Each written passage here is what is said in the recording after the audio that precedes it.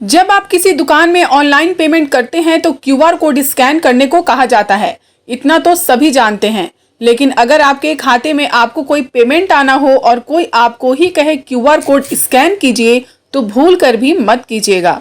Online fraud करने वाले आजकल ऐसा करके लोगों के पैसे लूट रहे हैं। सबसे पहले आइए जानते हैं क्या होता है क्यूआर कोड। क्यूआर कोड बार की तरह एक कोड होता है जिसमें कुछ लिखा नहीं होता है, बल्कि एक स्क्वायर में छोटे छोटे ब्लैक एंड व्हाइट बॉक्स और लाइन होती है। वो एक तरह से किसी भी लिंक का पथ होता है। इसे ही क्यूआर कोड यानी क्विक रिस्पॉन्स कोड कहते हैं। जब आप किसी दुकान पर भी पेटीएम से पेमेंट करते हैं तो क्यूआर कोड ही स्कैन करते हैं। इसमें इंफॉर्मेशन को स्कैन करके डिक्रिप्ट किया जाता है। क्यूआर कोड के जरिए खूब धोखाधड़ी हो रही है। ऐसे ही एक केस सामने आई है जहां सतीश नाम का लड़का ऑनलाइन फ्रॉड का शिकार हो गया और इस क्यूआर कोड के जरिए उससे 5 लाख की ठगी कर ली गई।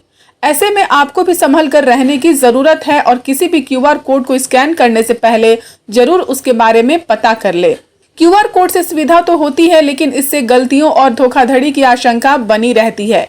क्यूआर कोड के जरिए कई तरह की साइबर क्राइम को अंजाम दिया जा रहा है।